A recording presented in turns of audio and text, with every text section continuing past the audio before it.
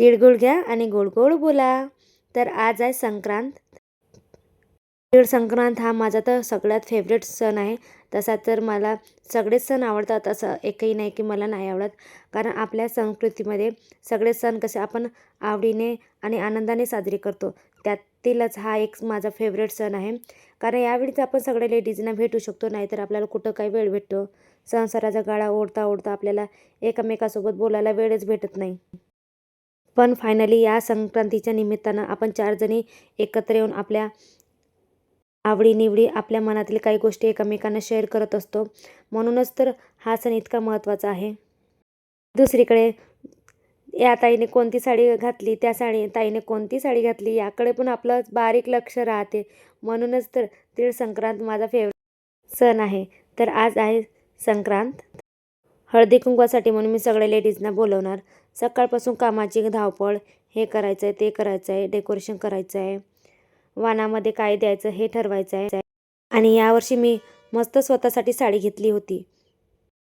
मस्त दागिने पण घेतले होते, पण ते माझ्या साडीवर मॅच नव्हते होत, म्हणून मी स्वतःसाठी हलव्याचे दागिने पण बनवले. चला म्हटलं यावर्षी काहीतरी नवीनच करू, म्हणून मी हलव्याचे स्वतःसाठी दागिने पण बनवले.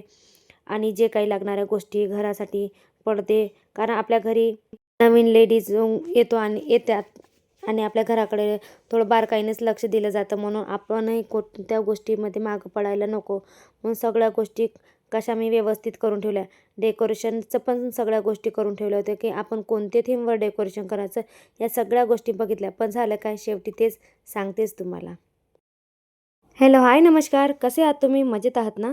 मी सोनू आसवाले स्वागत करत आहे तुमच्या आपल्या यूट्यूब चॅनलमध्ये, ज्याचं नाव आहे सोनाज फॅमिली व्लॉग. तर तुम्ही कशा आहात नक्की कमेंटमध्ये सांगा. आणि हो, हसत राहा, खेळत राहा आणि नेहमी ब्लॉग बघत राहा. आणि स्वतःची काळजी घ्या आणि आपल्या प्रियजनांना पण जपा. इथे करत आहे मी स्वयंपाकाची तयारी. सकाळी मॉर्निंगला लवकरच उठले आज मी आणि करत आहे इथं स्वयंपाकाची तयारी. तर मुलं पण स्कूलमध्ये गेले, त्यांचं पहिलं करून दिलं. त्यांना आज मी पराठे बनवून दिले, ते पण तळलेले पराठे बनवून दिले आज, कारण त्यांना खायची इच्छा झाली होती. तर म्हणत होता की आज बनवून द्या मम्मा. तर मी त्याला तळलेले पराठे बनवून दिले. त्यानंतर त्याला मुलांना स्कूलमध्ये पाठवलं आणि आपले डेली रुटीन चालू केले. तर इथं मी बनवत आहे आज काही नाही, सिंपलच फोडणीचं वरण आणि भातपोळी बनवणार. आणि आपली मिरचीची चटणी तर आहेच. मिरचीच्या चटणीची रेसिपी मी दिलीच आहे, तुम्ही बघू शकता. आपल्या जुन्या ब्लॉगमध्ये आहे, डिटेल रेसिपी दिली आहे, तर तुम्ही नक्की बघा आणि त्याच टाईपची तुम्ही बनवू शकता. तर इथं मी चालू केलं आहे स्वयंपाक. तर दोघी पण जावा आम्ही मिळून इथं स्वयंपाक करत आहोत, कारण बाहेर थंडी होती. तर म्हटलं थंडीत कशाला काम करायचं, मला पण स्वयंपाक उरकून घेऊ, त्यानंतर बाकीचे काम करू. मग इथं करत आहोत दोघी पण स्वयंपाक. आणि ऐनवळी आज लसूण पण सोलून होता, तर तोच मी स्वयंपाक करता करता सोलून घेत आहे. आज मला लवकर लवकर कामं करून बाकीचे पण कामं, दुसरं काम करायचं होतं, म्हणून म्हटलं चल दोघी पण पटपट कामं करू आणि दुसरं काम करायला घेऊ.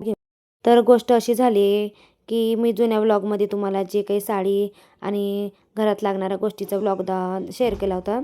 ते झालं असं आहे की मी सगळं संक्रांतीसाठी आपले वस्तूची जुळवाजुळव आणि शॉपिंग पण केली, वाण पण घेतलं, सगळ्या गोष्टी बरोबर झाल्या होत्या.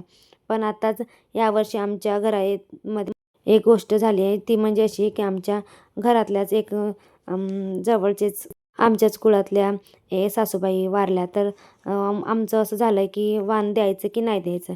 तर आम्ही आईंना विचारलं ना होतो, पण आईने पहिलं हो म्हटलं होतं, म्हणून आम्ही सगळ्या गोष्टीची शॉपिंग करून घेतली. आणि ऐन वेळेवर आमच्या गावातल्या एका ताई, त्या आजीबाईचं आहे, त्याने सांगितले की तुम्हाला यावर्षी एकही असं सण वगैरे सेलिब्रेट करायला जमत नाही. तर मग म्हटलं कशाला नाही, यावर्षी वाण वगैरे आपण नाही देऊ. तर मग मला खूपच वाईट वाटलं. जाऊ दे म्हटलं, यावर्षी नाही तर नाहीत, खूप पुढच्या वर्षी पण. पण एवढं साऱ्या गोष्टीची मी शॉपिंग केली, वाण पण घेतलं, इतके सारे पैसे इन्व्हेस्ट केले. तर आता त्या वाणाला मला वर्षभर जपावं लागेल, कारण मी आता वाण तर वाटू शकत नाही. हळदी कुंकवाला लेडीज लोकांना मी बोलवू शकत नाही. तर मी आता काय करू. तर म्हटलं चला हे आता सामान ठेवून देते आणि पुढच्या वर्षी जमलं तर हे वाटेल, नाही तर आपल्या घरीच वापरायला काढून घेईल. वाण पण दाखवते, व्लॉगला शेवटपर्यंत बघा. मी काय वाण घेतलं होतं ते पण तुम्हाला शो करेलच. तर सुवासिनीचं लेणं म्हणजे 5 वाणं तर 5 लेडीजला द्यावं असं म्हणतात. आमच्या पण आई आता काही तेवढा फिरत नाही, पण आम्ही आईंना 5 लेडीजला द्यायला लावतोच. बाकी मग आम्ही दोघी जावा मिळून मिळून गावामध्ये या ताईच्या घरी वगैरे जात असतो. पण आई काही आमच्यासोबत येत नाही. तसंच सगळ्या गोष्टी आम्ही प्लॅन केल्या होत्या, पण काही ते जमलं नाही. तर काही हरकत नाही, आम्ही पुढच्या वर्षी सेलिब्रेट करू, यावर्षी नाही तर नाही.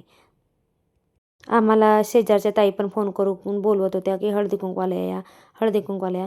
त्यांना मी स्पष्ट सांगितले की यावर्षी आम्ही नाही करू शकत. जर जमलं तर पुढच्या वर्षी नक्की, पुढच्या वर्षी तर करणारच आहोत. असं काही घडलं नाही पाहिजे, फक्त एवढीच अपेक्षा. नाहीतर पुढच्या वर्षी तर करणारच, पण यावर्षी एवढी प्लॅनिंग, एवढी सगळ्या गोष्टीचा कसा मूड निराश झाला. पण काही हरकत नाही, बघू पुढच्या वर्षी. आणि काय माहीत यावर्षी इतक्या गोष्टी झाल्या आहेत की जेव्हा मी व्लॉग करत नव्हते तर सगळी माझी रुटीन सुरळीत चालू होती. काही असं म्हणजे काहीच नव्हतं झालं. आणि यावर्षी हे ना ते नाही गोष्ट, कोणाची तब्येत बिघडतं तर काही ना काही होतच राहते. म्हणजे आपण कसं काय करायचे, कशी काही गोष्टीला डील करायचं हे समजत नाही. आणि दिवसामागून दिवस जात आहेत, त्यामागं आपले प्रॉब्लेम पण खूप क्रिएट होत आहे. पण म्हटलं का हे कसं काय, पण असं म्हणतं ना, जेव्हा आपण कोणती गोष्टी करायला घेतो तेवढी आपल्याला अडचणी येतात. हेच मी समजून आपल्या अडचणीला सामोरं जात आहे. पण अशी इच्छाच होत नाही कधी-कधी की व्लॉग करावं, व्लॉग टाकावं. पण आता याच्यामध्ये मी आली, कारण माझं खूप दिवसाचं स्वप्नच होतं. तर म्हटलं आज उद्या करण्यापेक्षा जे होईल ते सक्सेस होईल. बघू जे होईल, पण आपली आवड राहिली नाही पाहिजे म्हणून मी ह्या क्षेत्रात काम करायचं ठरवलं. पण कुटुंबाकडे पण लक्ष द्यावं लागतं, मुलाकडे पण लक्ष द्यावं लागतं. सगळ्या गोष्टींना बघावं लागतं. नाही तर काही ना काहीतरी होतच राहतं, त्यांच्याकडे पण लक्ष द्यावं लागतं. इतकं धावपळ होत राहते खूपच. एक गोष्ट झाली की दुसरी गोष्ट होतच राहते. तर असो, त्यानंतर स्वयंपाक माझा तर झालाच तुमच्यासोबत बोलता बोलता. त्यानंतर आम्ही पसारा काढला बाहेर आणि बसलो दोघी जावा पण भांडे घासायला. मी या पद्धतीने घासतो पसारा, पूर्ण बाहेर काढला की बसतो आम्ही घरामध्ये आमच्या. घासायला तेवढे तुम्ही बघितलंच आहे, किचन जागा पण नाही. आम्हाला असंच ह्याच पद्धतीने आवडते, कारण छान भांडे पण घासणं होतं आणि बोलायला पण मोकळा हवा पण मिळतो बाहेर. तर चला म्हटलं बाहेर, तर इथं आम्ही दोघी पण जावं, बोलता बोलता आपले भांडे घासणं चालू केलं आहे.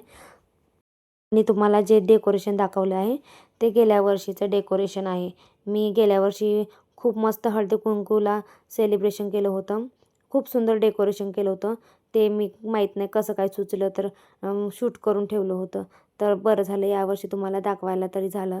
गेल्या वर्षी मस्त याच पद्धतीने मी हळदी कुंकवाला भरपूर लेडीजना बोलावलं होतं आणि मस्त सेलिब्रेशन केलं होतं. त्याचं मी थोडंसं शूट तुम्हाला दाखवलं आहे, व्हिडिओमध्ये दाखवलं आहे. नाहीतर यावर्षी तर माझं पूर्ण करण्याचे जे काही आवडते ते राहिलेच आहे. बघू पुढच्या वर्षी तर करूच, पण यावर्षी तर नाही झालं आहे माझं हळदी कुंकू. त्यानंतर मी इथं करत आहे फोर्स क्लीन. घरावरून खूप सारी धूळ येत राहते आमच्या घराच्या समोर, तर इथं मी पाणी टाकून पूर्ण क्लीन करत आहे. तर थंडी पण इतकी पडत होती की काय करणं राहिलं होतं. तर चला म्हटलं आज करून घेऊ. तर इथं मी फोर्स क्लीन करत आहे.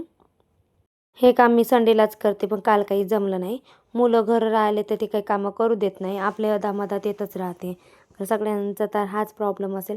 आपण संडेची वाट पाहत राहतो का संडेला आपण रिलॅक्स करू, पण नेमकं त्याच दिवशी भरपूर काम निघतं. तर काल मला वेळच नाही भेटला. तर आज मी फोर्स क्लीन करत आहे. मी दर 1 दिवसा 2 दिवसाआड असं फोर्स क्लीन करतच राहते, कारण आता धूळ पण खूप उडत आहे. सारखा धूळ येत राहतो, कारण आमच्या घरामध्ये धूळ जास्तच येत राहते. तर तिथं मी आज क्लीन करत आहे, फोर्च क्लीन करत आहे आज. अशा पद्धतीने आजचा दिवस माझा गेला. तर तुम्हाला हा व्लॉग कसा वाटला नक्की कमेंटमध्ये सांगा. भेटूया नेक्स्ट व्लॉगमध्ये. तोपर्यंत टाटा बाय बाय, धन्यवाद.